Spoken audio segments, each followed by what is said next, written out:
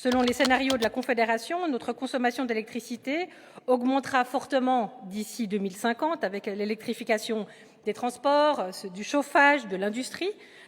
Delphine Klopfenstein-Brogini, je suis conseillère nationale. Je suis ici pour manifester ma solidarité avec les associations antinucléaires, mais aussi avec des élus français, parce que c'est un combat qui nous concerne de part et d'autre de la frontière. Nous devons donc développer rapidement, c'est-à-dire maintenant, c'est-à-dire les années qui viennent, de nouvelles capacités de production. Or, même les défenseurs du nucléaire reconnaissent qu'une nouvelle centrale ne verrait pas le jour avant 2050.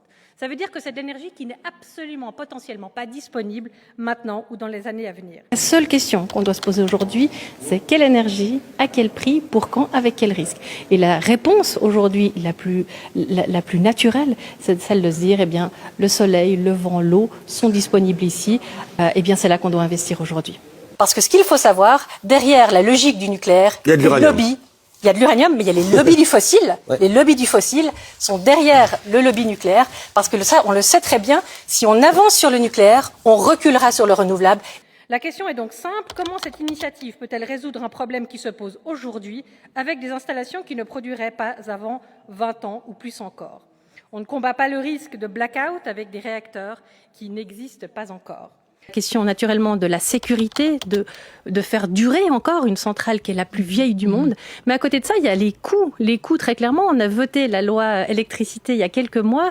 Celle-ci donne la priorité absolue aux renouvelables. Ça va nous coûter quelque chose. Eh bien, cet argent, c'est là qu'il faut l'investir et certainement pas pour la prolongation d'une énergie qui va droit dans le mur. Oui, parfaitement. On peut se passer du nucléaire. La population suisse, d'ailleurs, l'a voté très clairement, un plébiscite en 2017. Et c'est aussi la position du Conseil fédéral. Il faut peut-être le rappeler à M. Rushdie et M. Parmelin. Le Conseil fédéral est tout à fait sur la voie de la sortie programmée du nucléaire. On peut se passer clairement de cette énergie à condition, bien sûr, de faire les bons choix. Les bons choix sont lesquels? Évidemment, ce sont ceux des énergies renouvelables et notamment le solaire. Pendant ce temps, le solaire, lui, produit déjà. Et il produit rapidement. En 2024, la Suisse a installé plus de 1,7 gigawatts de nouvelles capacités photovoltaïques. La production solaire représente désormais près de 10% de l'électricité du pays et continue de progresser rapidement. Chaque année, elle apporte de nouvelles énergies. Chaque année, elle renforce aussi notre sécurité d'approvisionnement.